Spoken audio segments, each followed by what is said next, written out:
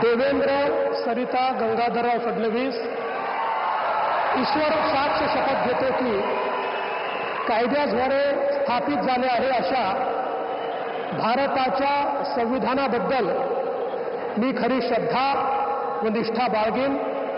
मी भारताची सार्वभौमता व एकात्मता उन्नत राखीन.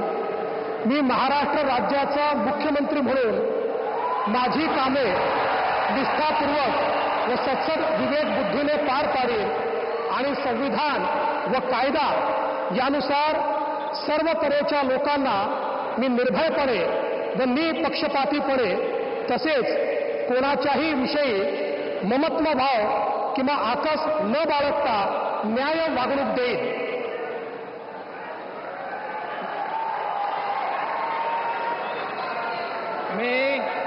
मी